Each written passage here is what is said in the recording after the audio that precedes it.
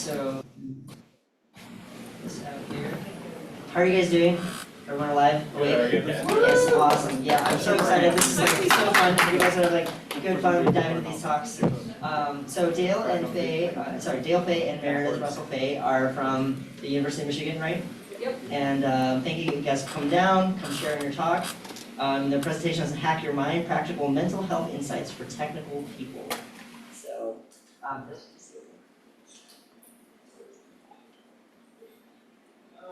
Okay, everyone hear me? Yeah. Back? Okay.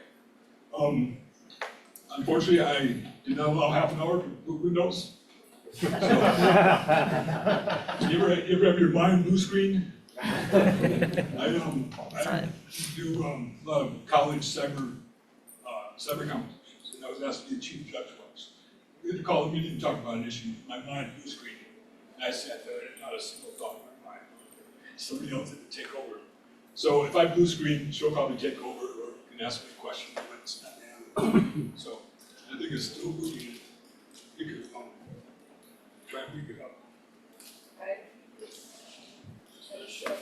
Trying to reach the domain controller somewhere in Ann Arbor. So I'll tell you a little story. So I was thinking a lot about this. I didn't sleep much last night, so I'm thinking about what we're going to talk about. So I was thinking back, 10,000 years ago.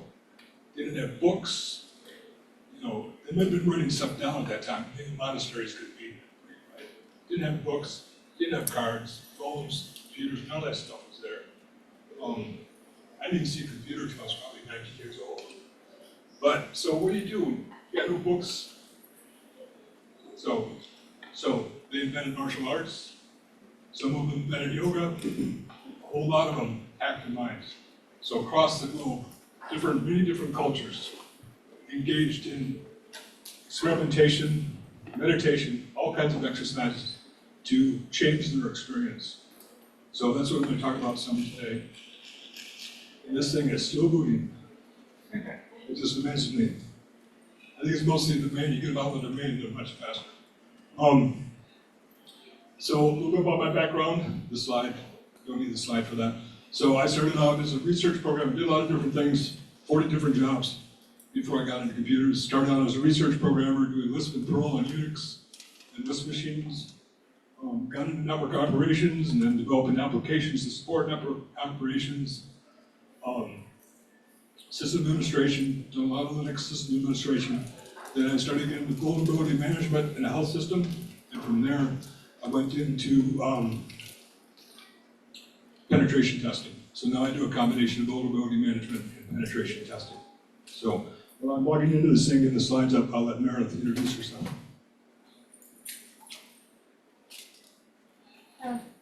Is this working? Yeah, okay. Hi, so I'm Meredith Russell Faye.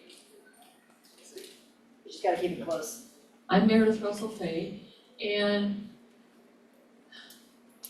I grew up in a ranch in Wyoming, and I started off I went to college to do population ecology and biology so that I would have an excuse to go back to the ranch and chase the elk herds around. But I took a biochemistry class and got so interested in primary causes that I moved away from population biology and wildlife management and started doing biochemistry. But after a while, I realized that the very odd people that do biochemistry, it was so entertaining to talk to them that I was more interested in the people than I was interested in what was going on in the test tube. So I did a master's in psychology and actually finished my coursework for a PhD in psychology, but then my dad died and my dissertation director got killed in a weird way and I got depressed, so I never finished my PhD.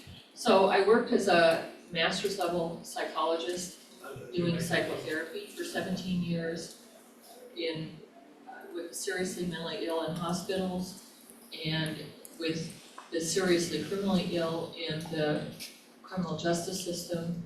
I worked with a lot of addicts and the victims of crime and also just general mental health the entire state of Wyoming has less than 600,000 people in it. So the entire state of Wyoming is rural. So we had these very small mental health centers in these very small areas, and there were 4 therapists to treat the 5,000 people that were living over 50 or 60 square miles. And we spent a lot of time getting calls from drunk people at 3 o'clock in the morning. I've had a fight with my wife, I don't know what to do. Frequent flyer, John, go home and apologize to her, you know? So after a while, being the person that chronically got called at 3 o'clock in the morning, I got kind of burned out on that. And then I met this lovely man at a conference online, not in a chat room at 2 o'clock in the morning, but online. And at some point it became important for us to get together. So he could either come to Wyoming and be a broke ranger like me, or I could come to Michigan and live in the wonderful world of technology with him. So I came to Michigan. I taught psychology at community colleges for 5 or 6 years until the funding started to disappear. And so then I got a job at IT at the University of Michigan Hospital. And I did that for 11 years until I retired. So listening to the prior person talking about incidents was giving me flashbacks to getting called at 3 o'clock in the morning to log in and figure out what the heck was going on with this application. None of the doctors could get to their information. And most of the time it was somebody else's fault. Once it was my fault, but most of the time it was somebody else's fault, you know? Sorting out what is the problem and how to fix it is a high anxiety job. And by definition, cybersecurity, even when nothing's going on, you have to be hyper alert, right? And this wears on one. And so that's basically what we're going to talk about today, is how do you maintain your balance, your inner level of energy and self-confidence and self-control to do your job well and live your life outside of waiting for the call at 3 o'clock in the morning that your system is going to happen. So we're glad you're here. And Dale's glad to see the computer going. Slides are working. Windows comes through in the end. Should have run to the next time. We'll run to that. So standard disclaimers, University of Michigan doesn't even know I'm here, so I'm gonna surprise them on Monday. If you're in a doubt as to your need for professional help, see a professional.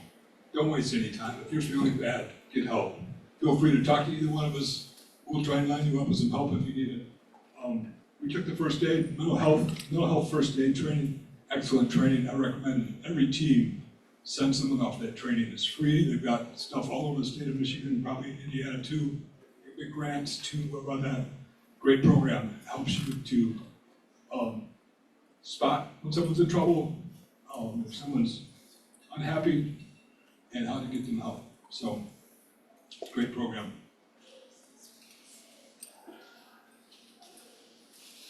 So mental health. So this is from Mental Health in America.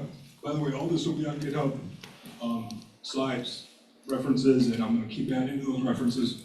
21% of the population experienced mental illness from 2019 to 2020. 55% of adults now receive treatment. 46% of Americans will have a diagnosable mental health condition in their lifetime. So I think everyone recognizes there's a problem, that we're an epidemic. And we need to change things, do better. So at times I may talk about satisfaction or happiness. My problem with mental health is that, how do you say that you could get better mental health? I think it's easier to talk about satisfaction or happiness. Like everyone wants to be more happy or everyone wants to be more satisfied. And you decide what that means to you. That kind of widens the scope for taking action. Like maybe you're perfectly fine, but you want to be better at your career. So you need some help in relationships, so forth. So I'll talk about times about I use the term satisfaction or happiness. So hacking, you hear this word thrown around a lot. Life hacks is a common thing. Some of those are just tricks, clever little tricks, like How do you keep your eggs from sticking to a pan, things like that. I did find a paper in references, a woman named Esposito. It's got 50 psychological hacks. We're taking a look at that, things that can help you. The other use, which is what I like, I got this from Wikipedia, hacker culture, a subculture of individuals who enjoy, often in collective effort, the intellectual challenge of creatively overcoming limitations of software systems or electronic hardware. So for this talk, we're going to substitute for software systems, electronic hardware, we're going to substitute mind and emotions. How do we hack ourselves to have a better life, have a better experience? And I think there's a growing culture around this. Look at a couple nice examples that I found. Hargrave and Katz talk about hacking. Well, Katz is more of an engineer, she took an engineering approach. And we're going to try to decide, is this useful? Our computer analogy is useful for contributing to self-care and satisfaction. So, lots of analogies out there. I've just started to listen to all the different technologies that you can try and draw analogies from to understand yourself. It may be useful, it may not. I think the programming analogies are probably the most useful. But the important thing about comparisons with machines and animals is that we can figure out what's different about being human. You may have heard of E.F. Schumacher, well known for Small is Beautiful. He also wrote a little book on philosophy called A Guide for the Perplexed, one of my favorite books. And he points out that what makes this different is self-awareness. That, so we have AI now that can do crazy things, hallucinates sometimes, but it doesn't have self-awareness. It can't really guide its own action without some human inputs. And I'm not sure if we'll ever see that or not, maybe.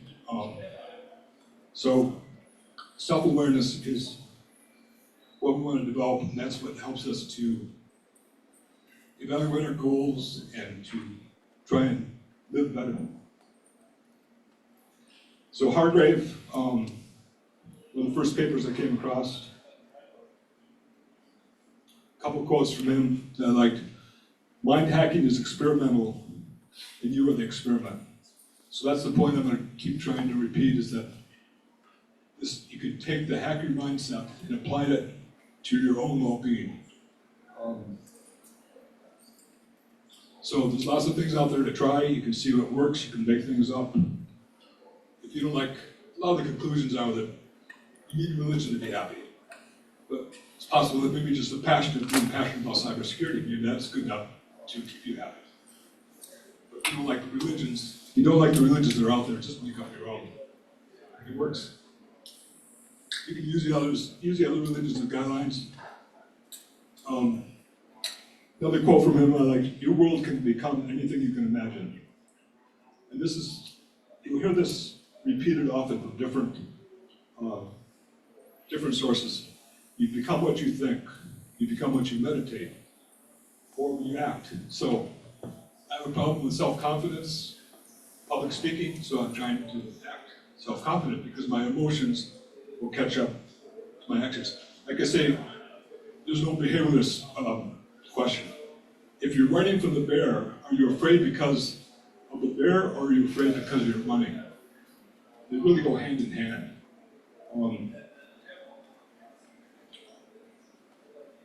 So Hargrave's loops, he uses a table. Sorry, this didn't fit very well. It's got 4 columns: emotion, thoughts, actions, and new loop. So the thoughts are a problem. They lead to negative emotions, they lead to negative actions.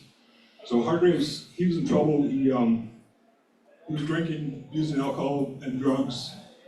He started taking out credit cards in Barack Obama's name, which when he became a candidate for president, that became a problem. So he got a visit from the Secret Service. So he refused to give up the cards. So they went back for reinforcements. He decided he better turn his life around. So he started thinking about, he was a programmer, he started thinking about how he programmed himself, how his thoughts led to emotions and behavior. So he came up with this table. So the first example, anxiety about a new assignment at work. He replaces the thought, I know I can't deliver this in a way that will make my boss happy. replace that with thought, I'm very good at this job. Repetition, loops. Let's talk about loops. Repetition is important. It's the difference between us and computers that we sometimes have to repeat things a million times. It's not uncommon for someone trying to master a mantra to do it millions and millions of times. So for me, I'm thinking, I'm confident, I'm relaxed, my thoughts, my appropriate thoughts are flowing freely, trying to overcome my own anxiety about public speaking. To some extent, it's working. So, Hargrave's in the references, worth looking at. One of the first websites I came across that I liked a lot was a chemical engineer named Haley Cades. She wasn't happy. She was studying chemical engineering, was solving linear equations for chemical processes, and it occurred to her that she could create linear equations for her own happiness. So this is from her website. Y is overall happiness, B is her base level happiness, and then she adds in these different variables with weights. So she has an example, how much exercising contributes to my happiness, which is B1, how much I exercise is X1, so forth. So you can do the similar thing. You can pick your variables, pick the weights, and then through experimentation and experience, you decide what your variables need to be. So you have things like diet, exercise, relationships, all these different things, meditation, visualization, all kinds of things, relaxation. So those are two of the best sources that I came across. So I think we're ready for, I forgot to mention breathing. So let's take a minute. So I'm gonna give you a simple instruction, and then you're gonna take 3 breaths. So when you breathe in, try breathing like you're sniffing a rose, drawing the air up in your nose, and you feel it throughout your body. So you take 3 breaths and breathe in whatever it is you need. If you need to feel calm today, you need to feel happy today, whatever it is you need right now, breathe that in and feel it suffuse through your body. And on the out breath, you're releasing the opposite of that. If you're tense, you release the tension. If you're feeling depressed, let the depression just drain out of your body. So take half a minute and take 3 deep breaths.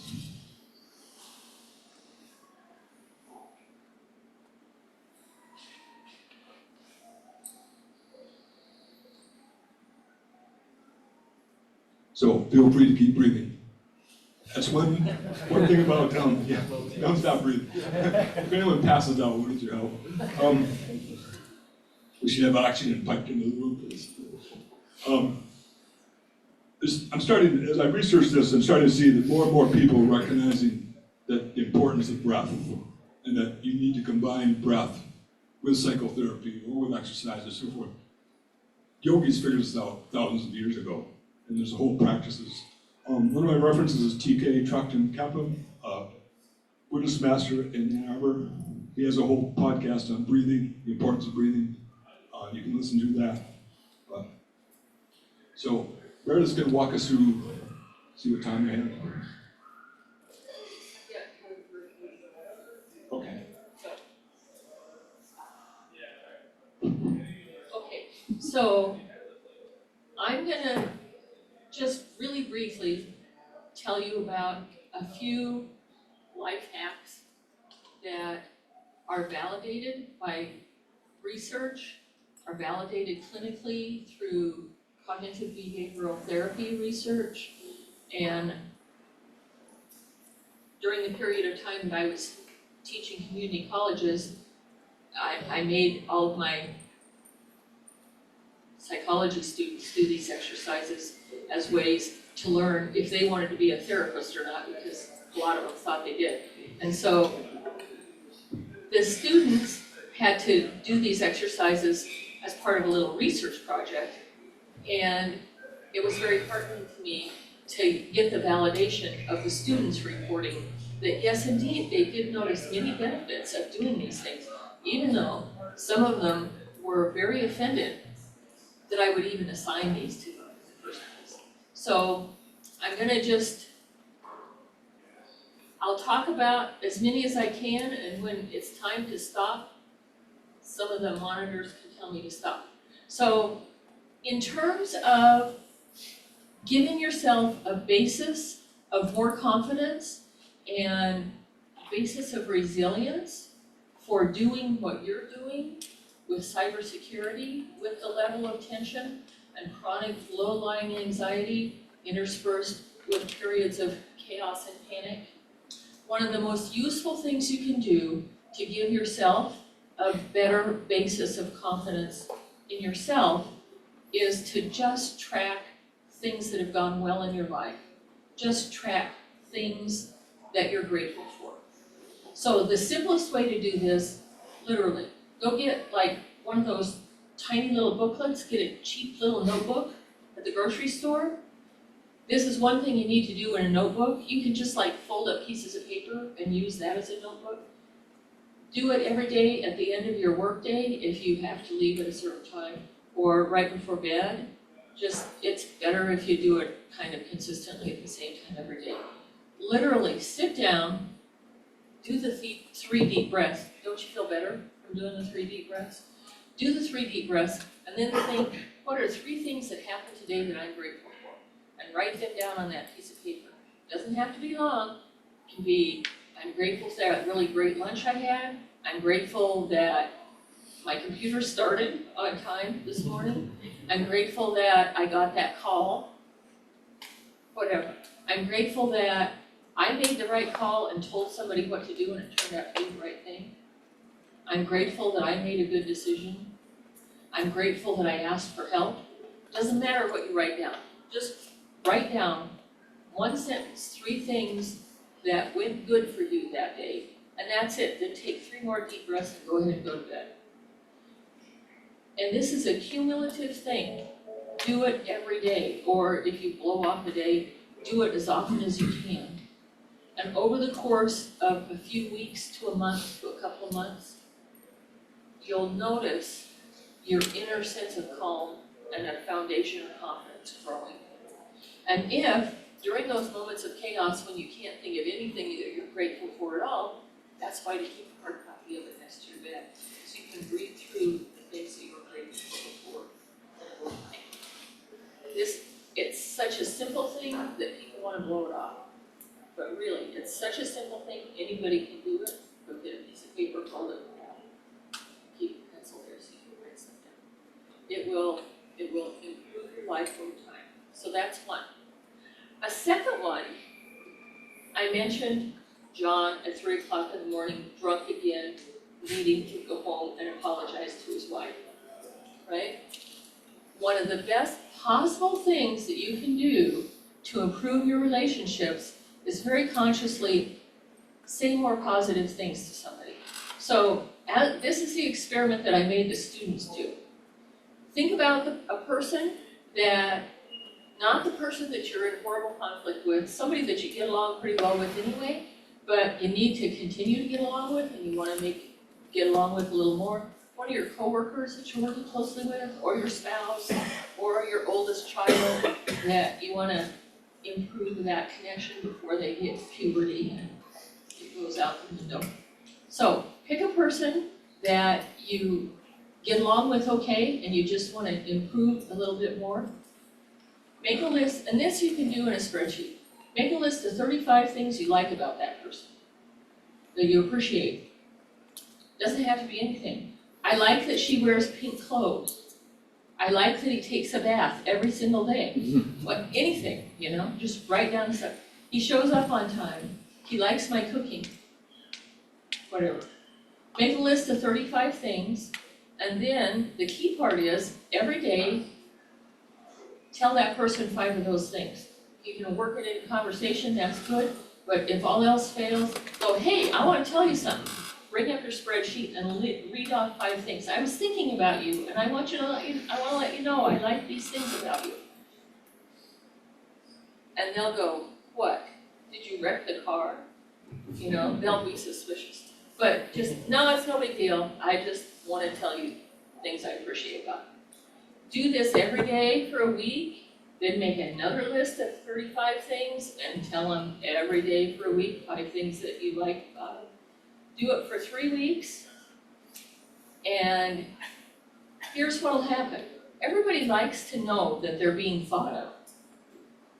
And by you saying nice things to that person all the time, it's modeling how you like to be treated. So they will say nice things back to you. They will start saying more nice things back to you. So the best compliment I ever got during my time as teaching was at the end of this particular exercise, the students had to write up a little paper about it. And this guy, I mean, he was a real guy. He worked as a plumber. He was a guy, right? But he was trying to improve himself. And he was one of those people who was like eye rolling and sitting in the back. But he did this exercise, and at the end of his paper, he wrote, "So I did this, and I thought it wouldn't make any difference. And then I started feeling like, wow, I like my wife more. And literally the last day I told her 5 things, she looked me in the eye and said, 'Come to bed, honey.' And he wrote, 'You made me be a better husband.'" That's my goal in life, is to help people be better in whatever way they want to be. So this is the trick to improving any relationships. And if you heard this guy that was talking before about trying to enlist people to engage, it doesn't matter who it is, say more nice things to them. And the mind hack is, teach yourself to say more nice things to somebody by structuring it like this. Because it will feel weird, I guarantee you, it'll feel weird. Which is why it's okay to go, hey, I need to tell you something, and read the list. But do that every day, and your life will get better. Do I have time for another one? No. I could go on and on. All right. Thank you. Sorry about that. Don't worry, no worries. So there's countless techniques and resources out there. And some of the stuff, like Google it, and there's hundreds of resources, like workbooks, all kinds of things, websites, different approaches. So we get pulled in so many different directions. So how do you stay on course to try and improve your life? So there was a spiritual teacher named Moody. I'll tell you a story about Moody. Swami Moody. He used to have an ashram in Ann Arbor, Michigan. I started going there just for a short time in the 70s, before he died. And they practice Kundalini yoga, which has to do with energy. Another thing that I think is missing in a lot of psychotherapy today is how to deal with energy. You can find a good energy worker, like someone who does acupressure or acupuncture, or those shiatsu, any of those practices, or advanced forms of yoga, to improve that energy spiral. So one day, this visiting Swami, I think it's probably the guy who goes by name Swami Chaitanya now. Buddha died and Swami Chaitanya took over. So he's there leading a group. People that are meditating, he's walking around tapping people on the head. As soon as he taps them on the head, they start breathing. Because the amount of energy is pumping into it causes the muscles to just voluntarily shake them down. Because the energy goes into the body, it hits certain blocks, it makes the body jump down. I've seen this on other occasions too. This is the kind of stuff that modern science, called science, well, we'll study the energetic body, how energy works in this. So this is part of the hack. Figure out how energy goes through, how it works. So Rudy used to teach his students who wish to grow. You think, I wish to grow more than anything else. You keep repeating that thought. And then that becomes your center of gravity. So if parts of your life don't match with that, then you either drop them or you change them.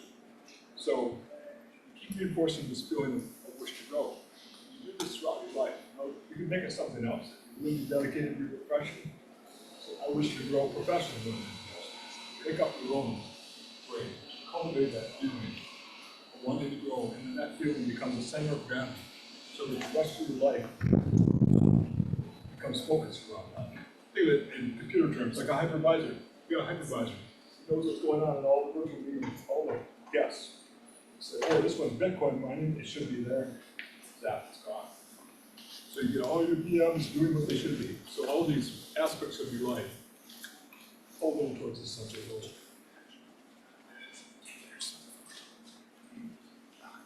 So I came across a guy named Shapiro when I was looking for workbooks. Lots of workbooks out there on depression, anxiety, and so forth. More than I could ever review in months. So Shapiro talks about awe. Awe is the feeling of being in the presence of something vast that transcends our understanding of the world. Scientists tell us that awe, even more than other positive emotions, increases our sense of happiness and fulfillment by making us feel that we are connected to others around us. Some research even suggests that a daily dose of awe will make us more resilient and boost our immune system. Anyone recognize this guy? He's got something in common with Ted Masters. Anyone with an Indian background? Indian ancestors? Recognize him? A little bit. Yeah, Ramana Maharshi, very famous Indian sage. So what's got in common with a pen tester? What happens after you pop a shell? What's typically, I did this at work and I get a call from a day later, help desk support calls. We think your computer is compromised because someone ran who am I? So it's a common thing, you do who am I? You don't know what, you pop a shell through a web application, you don't know whether it's running the root or nobody, or you do who am I? To see who you are. That was the basis of his practice, how he changed his experience, asking that question, who am I? It's a lifelong practice. It's very difficult. Few people accomplish it, but it can also help us do that. Who am I? I'm suffering right now. Who is suffering? So it begins to create space around that suffering. Then you can examine it rationally and start to deal with it. So, different sources of awe. So awe is important. In my list of references is TK, who's got podcasts. He's an example of someone that in the same tradition as Rudy and Ramana. What you imagine going back to hardware, what you imagine can become real. So imagine you see life force in nature. You can walk out in nature and you feel something alive, feel that life force, all those things trying to grow. Breathe that in and let it make that a part of your life. So cultivate the wish to grow. 3 minutes, honey. 3 minutes. Oh, okay. So make a plan. If you want to improve your life, make a plan.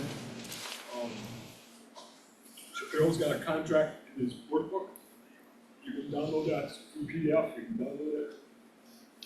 You sign a contract with a witness, a supporting helper if you want, to improve your life. So find your emotional and mental habits, break them, put new ones in place. There's some resources. Feel free to email me at mindhack108. If I get enough interest, I'd like to start a Discord channel or something, try and create a community of people that want to hack their minds to a good extent. So, yeah. Anything else to add? No. Got any questions? Any questions? We went real I do want to fast. say that BSidesFW2024 actually does have a Discord that's very active. That's something that you'd want to be a part of. We can create a channel just for you. I'd be happy to do so. Yeah. Okay. Thank you for coming.